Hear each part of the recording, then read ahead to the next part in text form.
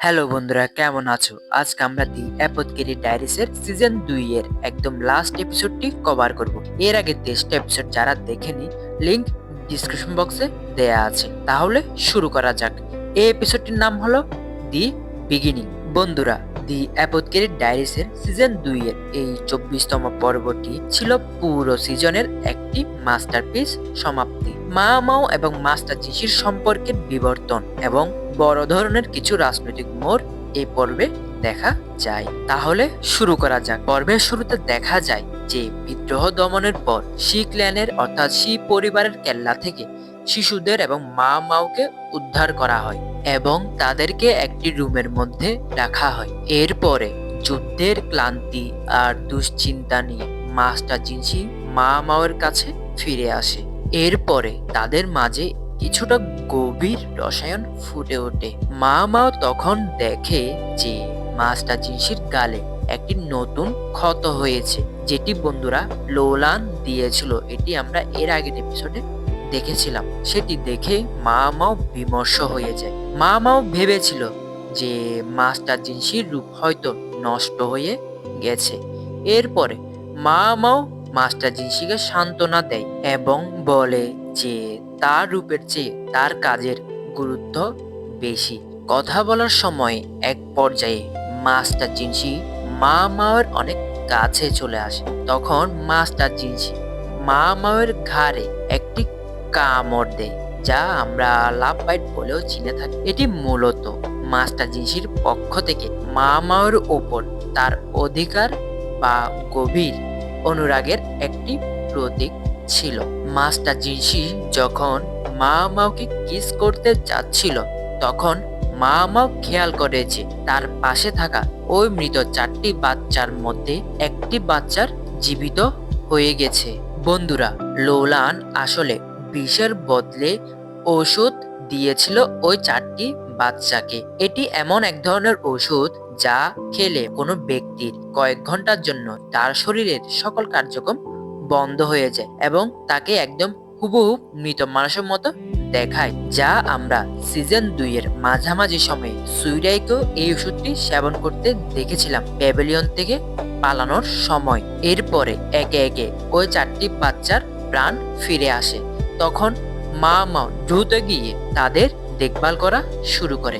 তখন মা মাও অত্যন্ত মানবিক দিক থেকে শিশুদের আগলে রাখে। এই কঠিন পরিস্থিতিতেও সে শান্ত থেকে সুইরাইকে খুঁজে বের করতে বলে। সুইরাই যখন জানতে পারে যে শিশুরা নিরাপদ আছে, তখন সে মানসিকভাবে ভেঙে পড়ে এবং মা মায়ের প্রতি কৃতজ্ঞতা প্রকাশ করে।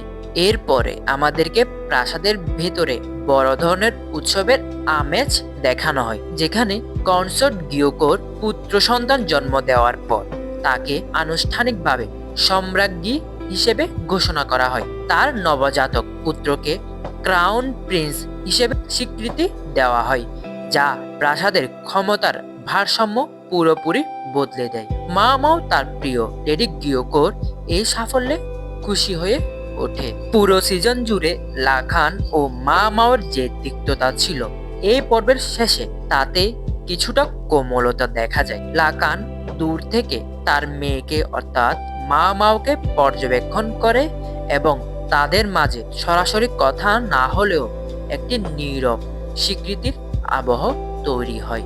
সব শেষে মা মাও রাজপ্রাসাদের ডিউটি শেষ করে আবার তার চেনা জগৎ অর্থাৎ প্লেজার ডিস্ট্রিক্টে ফিরে যায়। বন্ধুরা, মা মাওকে প্যাভিলিয়নের মধ্যে আনা হয়েছিল লেডি গিয়োকোর দেখভাল করার জন্য। যেহেতু এখন লেডি গিয়োকোর পুত্র সন্তান জন্ম হয়ে গেছে, তাই মা মাও প্যাভিলিয়ন থেকে বের হয়ে আবার তার পুরনো ভার্ডিগিস হাউসে ফিরে যায়। তবে এবারের ফিরে যাওয়াটা আগের মতো ছিল না, কারণ তার মনে এখন মাস্টার জিনসির জন্য একটি আলাদা জায়গা তৈরি হয়। পর্বের শেষের দিকে মাস্টার জিনসি মা মাওর সাথে দেখা করার জন্য ভার্ডিগিস হাউসে আসে। মাস্টার জিনসি গিয়ে সরাসরি মা মাওর সাথে দেখা করে এবং তাদের মাঝে আবার কিছুটা রোমান্টিক কথাবার্তা হয়, যে কথাগুলো মা মাও অতটা গুরুত্ব না দিলেও মাস্টার জিনসি বলতেই থাকে। এক পর্যায়ে মাস্টার জিনসি আবারও মা মাওয়ের কাছে আসতে থাকে। যখন মাস্টার জিনসি আবারও মা মাওকে কিস করতে যাচ্ছিল, তখনই দরজা ভেঙে প্রবেশ করে ওই কিউ নামের ছেলেটি, যাকে আমরা শিক্ল্যানে দেখেছিলাম। আর এবারও মাস্টার জিনসি মা মাওকে কিস করতে পারেনি। আর এখানেই দি অ্যাপথকেরি ডায়েরিসের সিজন 2 এর সমাপ্তি ঘটে। বন্ধুরা, আরেকটা কথা বলার ছিল। পর্বের শেষের দিকে আমাদেরকে একটি মেয়েকে দেখানো হয়, যেই কিনা তার হাতে থাকা হেয়ার স্টিকটি বিক্রি করে একটি ঘাস ফড়িংয়ের মূর্তি কিনছিল। আর ওই হেয়ার স্টিকটি ছিল মাস্টার জিনসি। তখন আমরা বুঝতে পারি যে এ মেয়েটি আর কেউ নয়, বরং লোলান। হ্যাঁ বন্ধুরা, লোলান জীবিত আছে। তবে এবার লোলান তার নতুন নামে এই অ্যানিমেতে আবার আগমন করে।